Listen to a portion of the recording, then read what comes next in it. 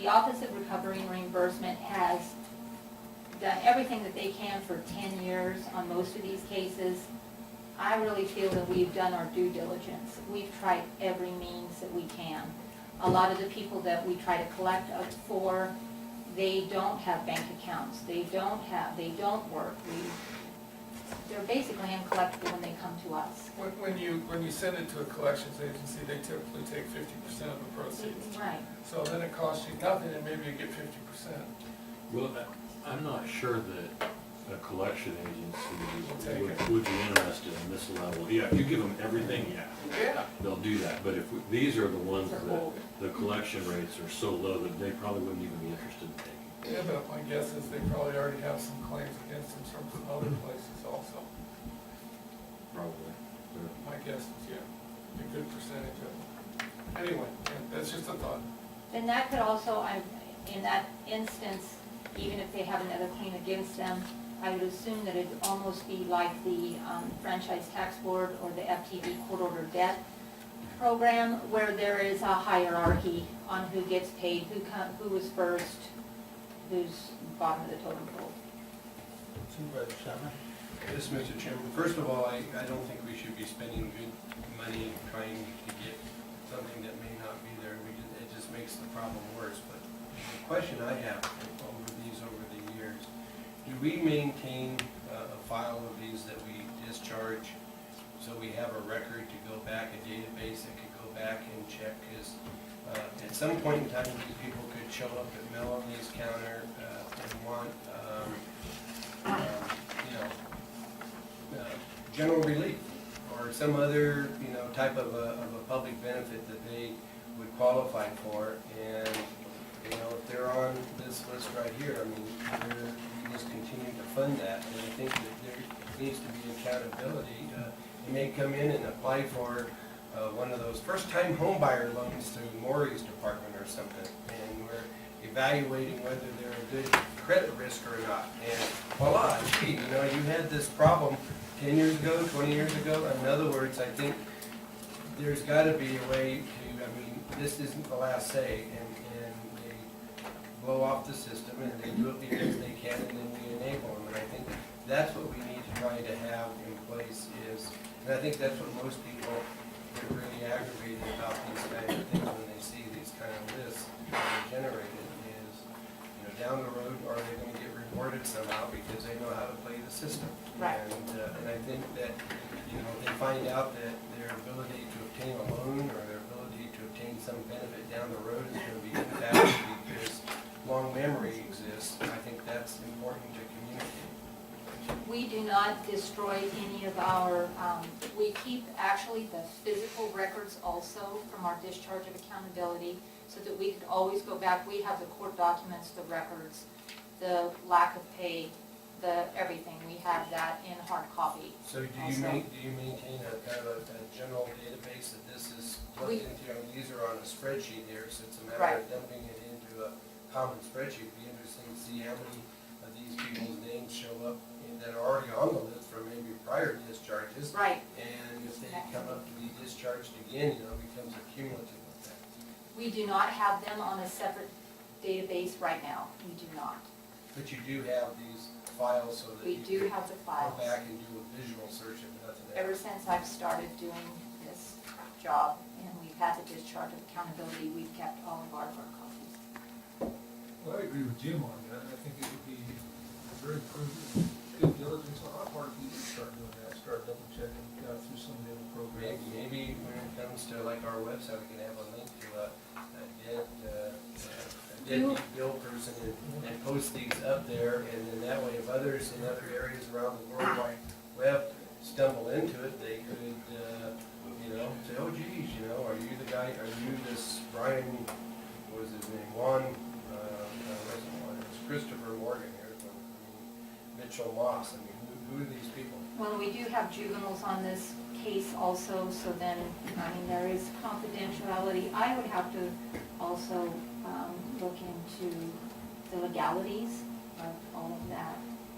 And I don't know. Well, you can I don't know what make can a be juvenile shared bill 1 also. and juvenile bill 2 for the ones that you have to shield, but why shield, 388 people because there's 4 people on the list? I mean, I think it's a matter of common sense. Obviously, there are some people that you probably have to filter out for some because they're on a protected witness list or something, or the FBI has got them, under their scope or something, who knows? But at the same time, I think in a general fashion, these are people who aren't, a lot of them, these dead bills are court-related, we're stuck with trying to collect for the courts, and those monies don't generally come back to us anyway. We have to turn them over to the courts, so, And a lot of the list of people are deceased, you said. yeah. They usually don't come back to life. They did. So, yeah, And a lot of them are unreachable, I mean, it's, we Right. certainly, Yeah. we're gonna put it. I remember one time these lists came in and Richard was bringing them in, one time the guy they were, saying was unable to contact and unable to collect and unable to locate. The guy was like just living down the street a couple blocks, and I said, I was just going to knock on his door, so. Yeah, I think it was still unable to collect them. That's a lot of it. What recovery and reimbursement deals with. It is not usually clean. Okay, thanks. All right, if there's no more comment from the board, we'll go to the public. And then come back. Thank you. Any public comment on this? Okay. What's the pleasure of the board? The action requested is I would make a motion that, county resolution 01-081. review and approve discharge of accountability as outlined for the collection of unpaid fines, fees, and reimbursable charges in accordance with provision of section 6C of Lassen County Resolution 01-081. Good enough. All right. I'll second that. Okay, very good. It's been moved and seconded. All those in favor say aye. Aye. Chair votes aye. Thank you. Thanks. And just to follow up on Jim's recommendation, yeah, I mean, I think, I agree with you, clean it up, but, and if we do try and go after some of them, we should definitely look at the ones with a certain dollar amount, because it does become, spending $5 to recover 50 cents. But I'm sure I'm not telling you anything you don't know. The treasurer is currently doing that. Yeah. Thank you. Thank Good. you. Okay, we'll take up H8. Mr. Chairman, I believe you asked us to bring this back up to discussion last week on the prison trial cost reimbursement program. The auditor-elect offered to come and explain those unallowable expenses that were on the report, and so I took her up on the offer, and she's here to explain the non-reimbursed amounts. Diane Whipple, auditor, director, assistant auditor, actually. The prison prosecution program is one of the programs that's now required to submit an indirect cost rate proposal to the state for their overhead costs. They're no longer allowed to charge overhead costs as a direct charge. And so mid-year, they were required to submit an updated indirect cost rate proposal. And it was lower than the original. And so the difference, the non-reimbursable piece there is a difference in the rate from 40% down to 30%. So that's why it's as of January 1st. Correct, that's the mid-year change. So with this mid-year changes, now going forward, it should be back to zero every time as far as on the first page, the non-reimbursed, it should go back to zero after this 6 months? Yeah. The second one has been submitted for this year, so they're on track.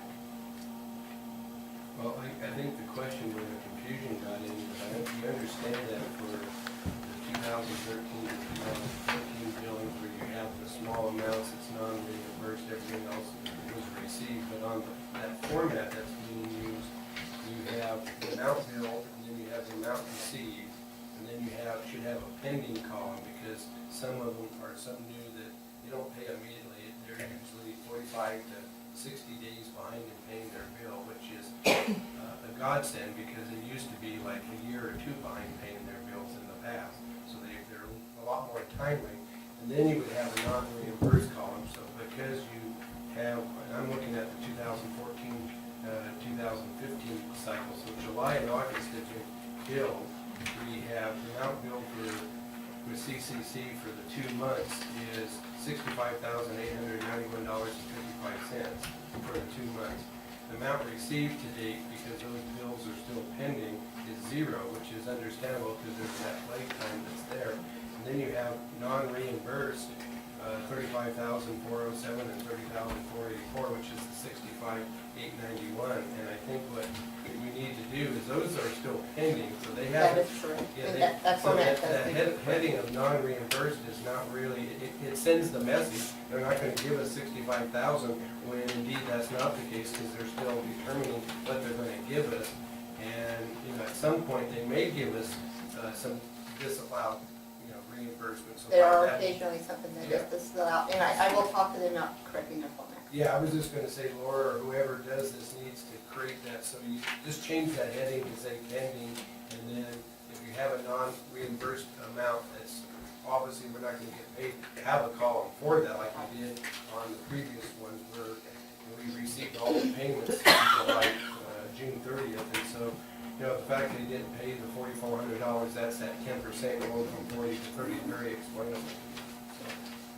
I will definitely, you're right, that is not very, Yeah, well, that was the point was made last week, apparently that it filtered down, so, so Well, the format, we talked about the format, it'll be changed in the future. yeah, Any other questions?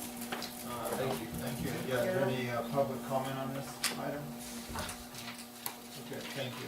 Here. We have 2 more items on our agenda for today, being the deal with the pool and also the Amity airfield, and I just want to see what the pleasure of the I'd like board, to see Susan, that. lunch break. Yeah. Very good. So, do you guys mind if we make it a quick lunch, come back and reconvene at 1:30? Very good. Okay, so we'll recess, come back at 1. She's 20 years old. Oh, that is sad. Usually they have some review. There's nothing. Oh, that's too bad. Well, I'm thankful that I got the Yeah. other Don't ones. you notice? Good till 3:20. I'll suggest it. Okay, we'll call the meeting back to order. And we will take up item H9. Okay, Mr. Chairman. The moment you've all been waiting for, I guess. Drum roll. We have prepared what we believe to be the board's direction in terms of preparing the request for proposals for the disposal of a portion of the airfield property. That is outlined in your packet. Lori's also got a graphic that we can put here in a minute. The 3 specific items we're asking you to do is receive the Planning Commission's resolution, receive the RFP that we've drafted, and adopt our resolution directing the release of the RFP and a couple other things. So I'll go ahead and let Maury outline the property that we're proposing to offer based on our discussions from last meeting. Or not. Unless, This sounds like it's gonna take off. Don't sound good. There was light. surplus property? This is not a surplus. Just saying. Quick, you gotta look at it quick. Might turn off again. Wow. So that's the graphic that was, Lori, can you speak to the microphone, because I'm not getting on the good time here. that was the graphic that was picked last time and is now called Exhibit A, it was A2, I can't remember, but it was A2.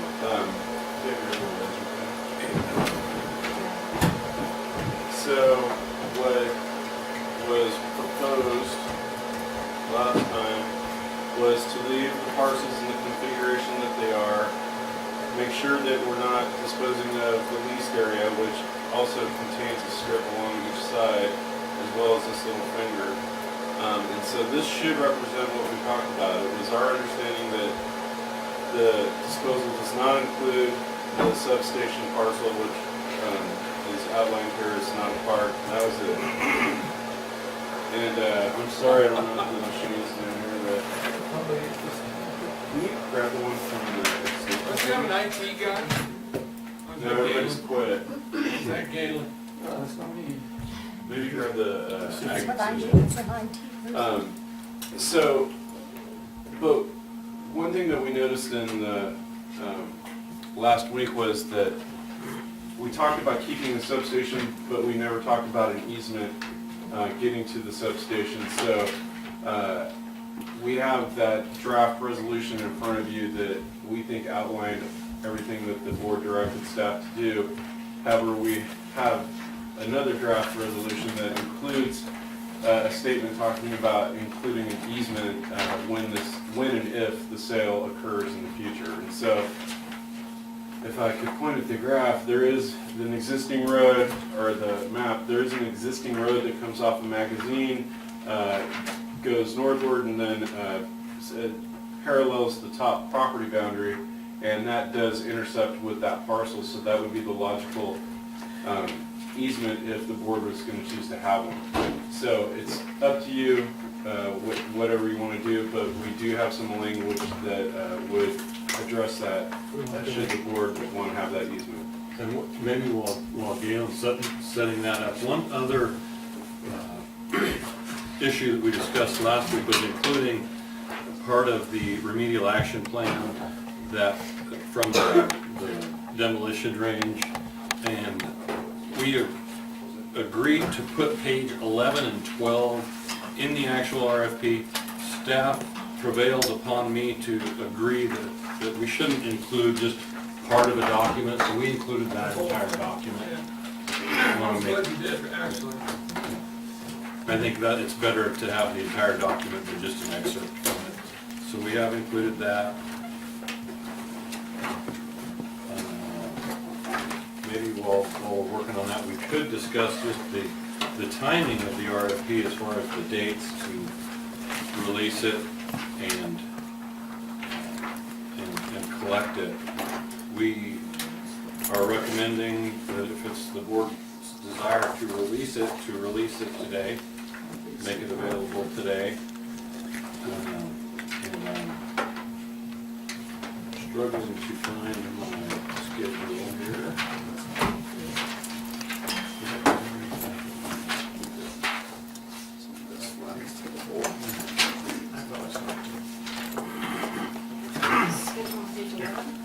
I don't see their power cord more. It's on, yeah, it is in the resolution, but I thought we actually had it. Oh, yes, it's right here at the front page of the page 11. There you are, right there. I found it. I guess I have one. Okay, so we would release it today and begin distribution.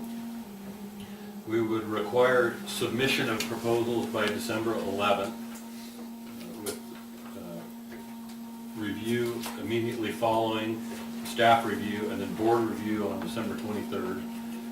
Notification to the proponents was successful or unsuccessful Thank you. on January 15th, and then begin transition on February 1st. There's no magic to any of those dates. We tried to kind of structure them around holidays where meetings were and that sort of thing, but it could be, I wouldn't recommend that it be shortened, but it could be extended if the board thinks that it's going to take more time for proponents to put together proposals. Those are the I have a question, a couple questions actually. Okay. The substation, Yes. You just want an easement to that now? Well, Is that not Elmont? We had this discussion, and we it seems to be a little bit of murky water surrounding that substation. our current understanding, based on the title report and discussions with Bob Marshall, Yeah, are that, well, we know that we own the underlying land. under the substation. Yes, we believe that REA has easements for essentially that whole footprint and the power lines going south out of the property, through the property and out of the property. So why do we require an easement? And I'm just wondering what the thought process is behind that. I guess the thought process is that we don't know what the future holds. If, for example, if that were abandoned, that, were for whatever purpose, then it would essentially be a landlocked parcel. An acre? Yeah. 1.13. Really, it's not landlocked, because there's a road that goes right to the, Okay, legally landlocked. okay. I think the point is, if we're gonna own a parcel, we should have access to it. And not necessarily just physical access, but legal access to it. We could use an helicopter. I'll put that in the budget. Well, we need one anyway, don't we? Well, you got an airfield there, so you have. Yeah, we need it for that Bogart thing up there. But that's the reason. I'm just wondering what, and I'm still a little murky on the property there. According to Bob Marshall, it's REA's. That's a new revelation to me. Well, and Because I had spoken to Bob Marshall about that before, and he swore to me it was Elmont's. It, yield to Richard, but the title report talks about element. yeah, apparently subsequent to the recordation of this in 2003, there was, and this document was recorded in 2003, and exception 12 is the interest of Lassen Municipal Utilities District for an electrical substation as disclosed by record of survey 72502 in the Office of the Recorders. My understanding from talking to Mr. Marshall, and perhaps this is an unrecorded transaction, but that there was a trade between Yes, so Elmont and REA that resulted in REA ending up with this interest. my guess is this was done in 1999 when Elmont still had the base in its sphere of influence. And so it transitioned to REA, and Bob didn't even know it. That would be surprising to me, but it's not. I don't know. Okay.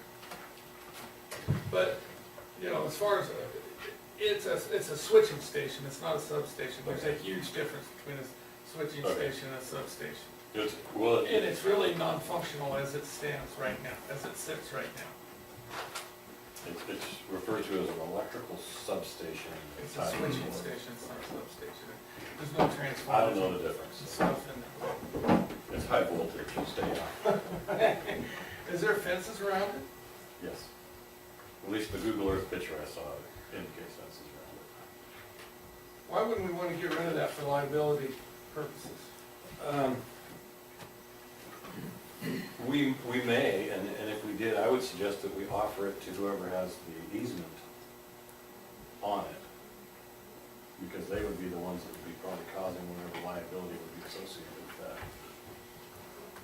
that. Why wouldn't you offer it in the sale?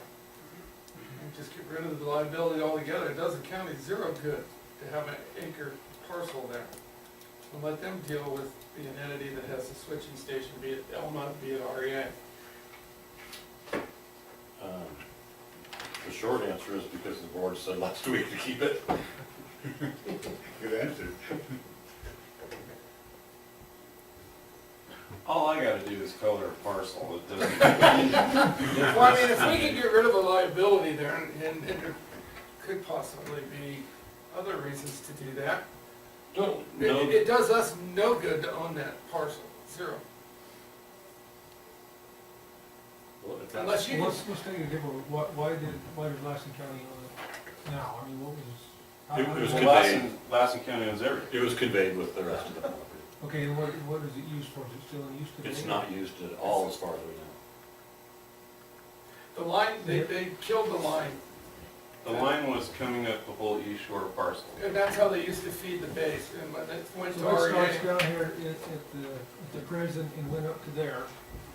No, They go all the way down to Pole Line Road, yeah, The power line or comes, the 825? yeah. it comes something down like this off of our property and down here. Is the power going up or is the power coming down like the window? It used to come from Wendell, when Elmont. Yeah, died. they're, And then when they sold that to REA, they killed that line there. That line is not functional now, it's not used, it's decaying, the poles are falling down on that line. I think You your, couldn't even use it now. your question is there a connection to the north? And I don't think there's any connection. It's hot.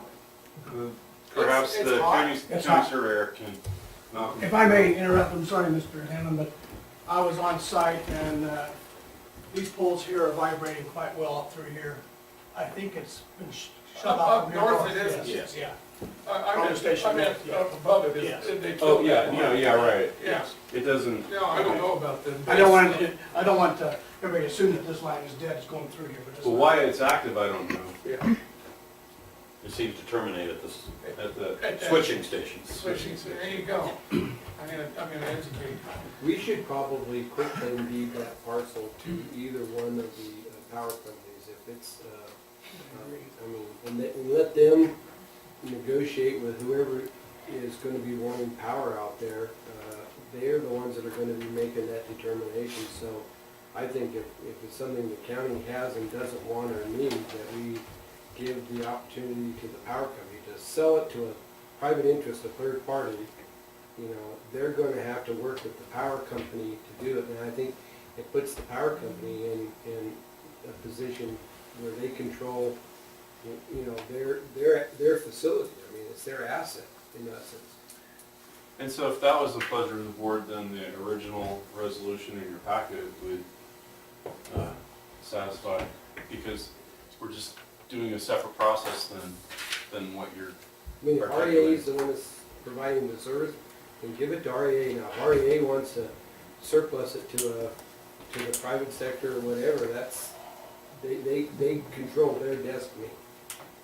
Now, is there a utility easement for REA or Illinois or whoever going up that? yeah, there is, and it basically comes all the way up it terminates there and then does sort of this is a graphic of the actual site where it terminates on the parcel, on the subject parcel. And basically, this is a detail of this whole thing, but the easement's coming up and then it fingers into this L shape, basically around that acre. If it's a utility easement, that you can't landlock it. I mean, they can get in there. Yeah, I just don't want to block out the utility. Yeah, I mean, if they want to utilize it, no matter who owns the property, they can utilize it. Okay, I just want to make sure we're, Yeah, talking about the same thing. yeah, I'm just gonna go forward. So what if REA says they don't want it? What if they say they don't want it? Then no action is taken. I guess I'll weigh in on that. If they said they didn't want it and we didn't create the easement, that would probably have been a shame. Because now we do have a parcel that we don't have legal access to. Can you make an easement conditional on the county ownership of it? So, in other words, we want to pass something today. So can we put a conditional easement in there that as long as the county owns it, the county maintains the easement? But once it's turned over to somebody else, that easement goes away? We can make it a non-exclusive, easement where we are assigned, if we sell the property or give it away, that easement will go with with the new owner. But were you asking that? Is that- Yes, no, I was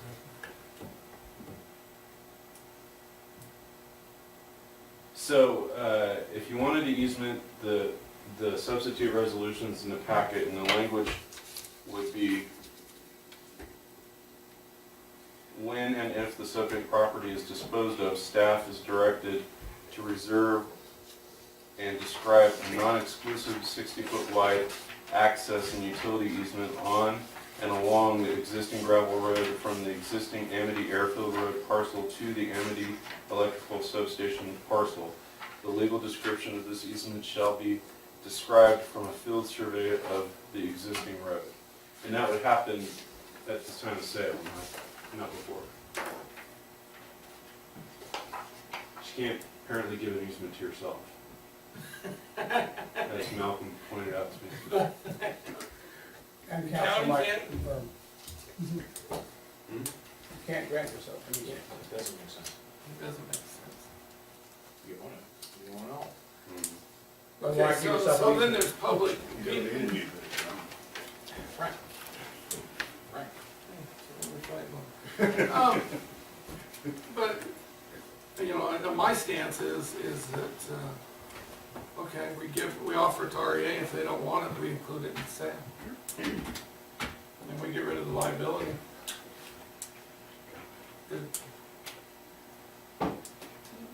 Why have a liability there that we don't need? It's not ever gonna do us any good. But do you wanna, That would probably delay the release of the do you wanna, there's always gonna be things we could, do, you know, I mean, do you wanna try and just deal with what we're dealing with now? And we could treat that as a separate issue, that 1 acre, at a later date, That's okay. you know? Because if we want to wait and talk with REA, it's gonna take some time. We don't have another meeting until October 14th. Yeah, let's just, So, on the safe side, then we would use the resolution with the easement language? And it would be Mox Nix So- if we, so the county's got an easement, and so anybody can drive down that road? no. What road? Can the- It depends on the Can these kind of, people who buy this property, can they lock that gate and open it upon request? They could probably, if somebody buys the overall parcel and we have the easement across it, and they wanna install a gate, with our permission, we could have a lock put on, you know, both have locks on. Because you also have a lot of security issues right now with the Army base. It would not be, it's not, you know, it's To one- specifically answer your question, I don't think that because we would reserve an easement Yeah. across the property in the name of the county, that would permit public access. that's exactly right. I think you can still lock it out. Mm. Okay. And the county agents, county employees, county responsibles, they're legitimately conducting county business within the scope of the easement would be permitted access. We would distinguish That between makes sense. an easement and a I public just road. don't wanna have an open road in there. Right.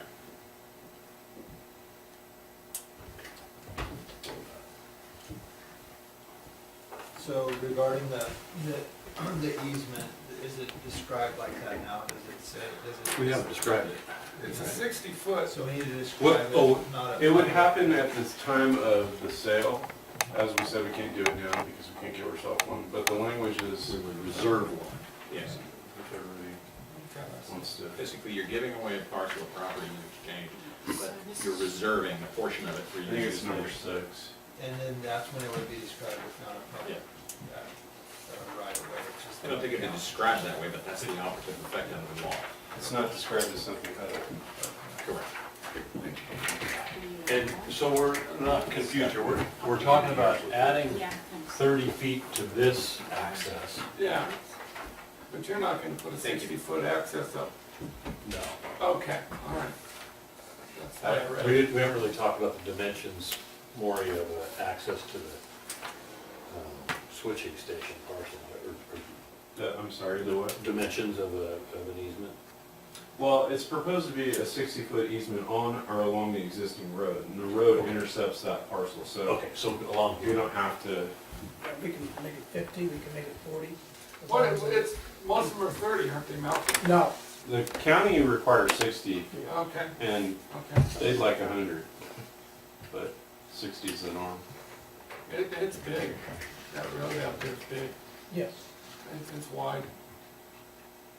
Would 60 feet accommodate the existing surface? Yes, and any proposed utility structure or infrastructure in future dates, yes. If we don't have to center it on the road, we can move to one side to give us more room for Uh, underground infrastructure, if it's ever foreseeable in the future. Okay. So, and then Richard, we talked about disclosing the potential contamination, is that? That's all it is. Right, that's Well, it. it's all there, but one thing is missing. The documents that I asked, there was 3 sheets I asked to be added, and I like the fact that you're including Exhibit B, which is, it puts that page 11 and 12 in the context in which I've given Susan a copy of this page so that the people who would look at this page and this page would know where it came from. I mean, that obviously, and then the narrative that's there, so they would have to go find this document to understand what those pages are. So that's taken right out of those big Yeah. black binders. But there was a 3rd sheet, which was a fold-out like this, okay, that was, I gave Susan as well. And that wasn't it, that was not part of this document. It was in the next document behind it in the binder, and it had on it what the source and everything, so it didn't need the cover page, but it was more of a blow-up of the airfield and showed more of where that contamination, where all the Okay. stuff was, and so I wanted to make sure that one was included. I mean, Ms. Spencer had talked about this, but that other one was more of a visual. This one Oh, on I page, remember now. yeah. Yeah. It And was the so I want to manual. make sure that one gets included in there as well. I didn't bring that folder with me, and I want to take a recess, but see, because this shows the concentration, Well, but I remember looking at yeah, that now. and Is that the map? Is that it?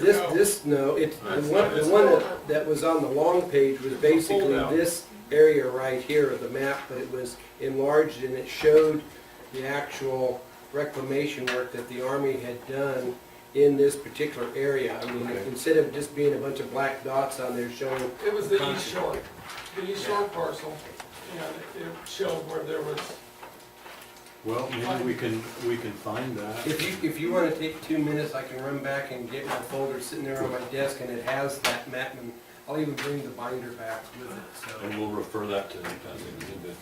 so if you, well, I'm just gonna go get it. Yes,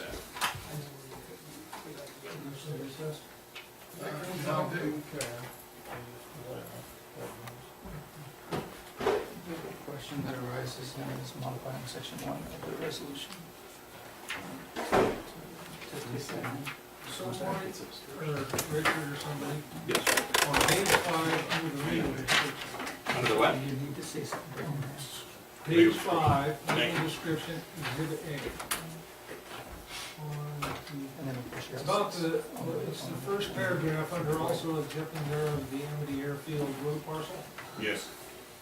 The very first section there, it says it's triple land, 30-foot wide. So 60. that needs to be made 60, doesn't it? Or is this the case where we're giving it to ourselves? This is the case where we're giving it to ourselves, so we will have to, what we'll be reserving is, yes, I mean, this is getting complicated because, I mean, you're selling it, but then after you get it sold, then you're gonna take out 50 foot instead of 30. I mean, What page are you on? Five. Page 5. legal description, exhibit A. Exhibit A. If you're selling it as a legal description, I mean, you're not upholding your obligation. well, There's not a legal description there. what we're selling is the parcel except that, except the 30 feet. I know, we're gonna make it 60. We're gonna, yeah. How do you do that?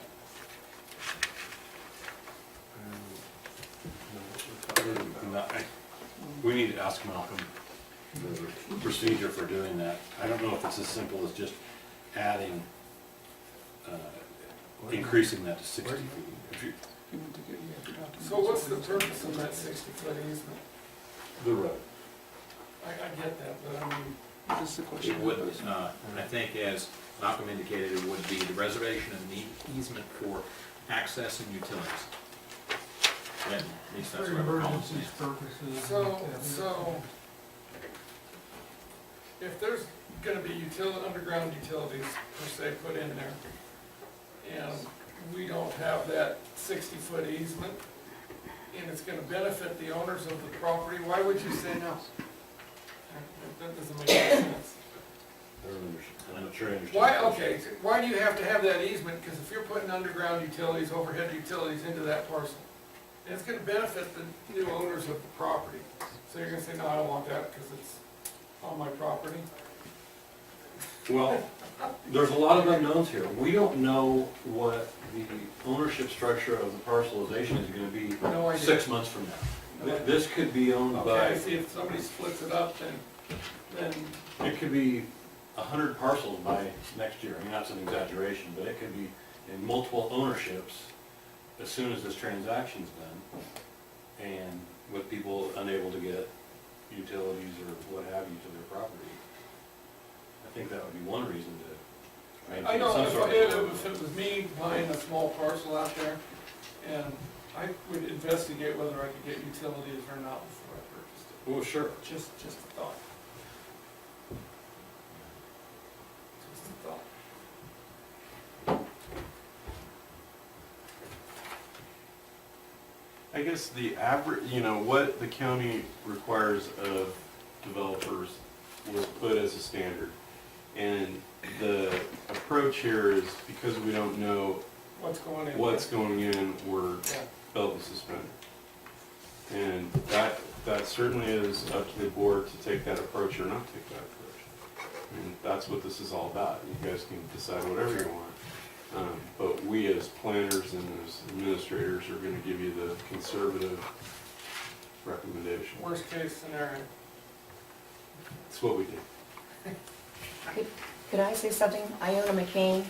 I know of an incident where the person wanted to be totally independent and be off the grid. And they put it in their own solar or their own, generator and that sort of stuff. But when they went to refinance that property, it had a road, it was a gravel road, and they had to put in electrical power to refinance it. So there's a lot of, side things going on. And there's one other thing, is that Maury or Malcolm can correct me, but as you cross the bridge going northward, like you're going toward the petroglyphs, but when it says not county maintained, across the Bellfresh Bridge there, it was not, and it's been, everybody uses it to go back to Darrell Wood's place, or go out there to go hunting, and